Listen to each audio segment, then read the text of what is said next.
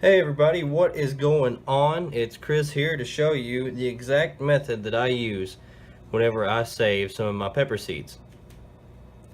As you can see here, I've got the remnants of a taste test I just recorded for this is the ahi mango.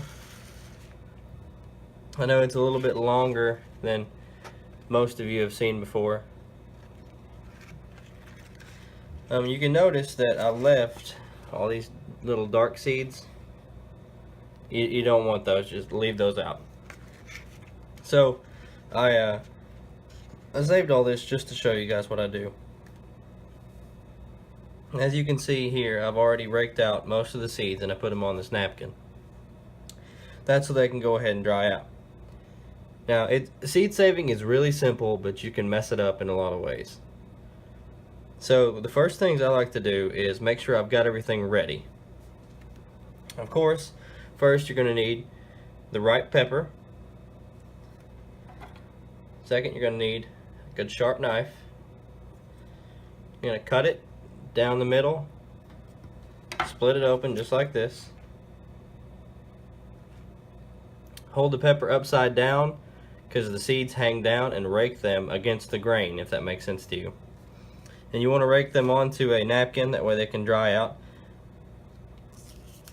And then the next thing you're going to need is some packaging. This won't come into play for a few days, but it's still nice to go ahead and label it and lay it. I like to lay it with the napkin and maybe even tape it to it. That way I don't get any seeds mixed up, because it's a pain in the rear end if you get to the next season and you plant some stuff, and like this year I had some what I thought were pepper seeds and ended up being sandwich slicer tomatoes. I just wasn't paying attention. I know the seeds don't look anything alike, but it happens. So after you get the seeds raked out onto the napkin, I like to take my knife and cut out a small piece of the placenta and lay it on the napkin just like that. And I'll tell you why. Because when you cut this out, it's going to dry just like the pepper seeds will, and they need to dry out, believe me. And I use this piece of placenta as kind of like a gauge. So whenever the placenta is good and dry, I can be ensured that my seeds are good and dry. This usually takes anywhere from 5 to 10 days, depending on the climate. Some people say set them in sun. I don't really like to set mine in sun. I like to let them dry in room temperature, which can be problematic if you've got a moist environment, like for instance, if you had a basement that wasn't dehumidified properly. Some of the seeds are probably rot, and you're gonna get a few that go bad. Like I've got a couple over here that are they're pretty dark in some spots, but you know, that's how it goes. It's called growing, not winning. But all right, guys, yeah.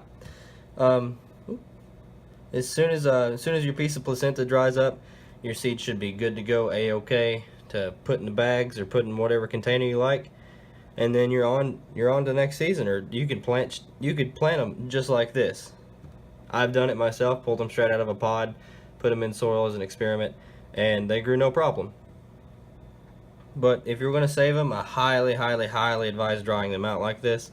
This is a good practice. I've always used this, and it's always worked for me.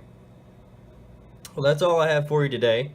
If you would like to see anything, as always, hit me up on Google Hangouts. Get to me somehow. Heck, even in the comments, we can work something out.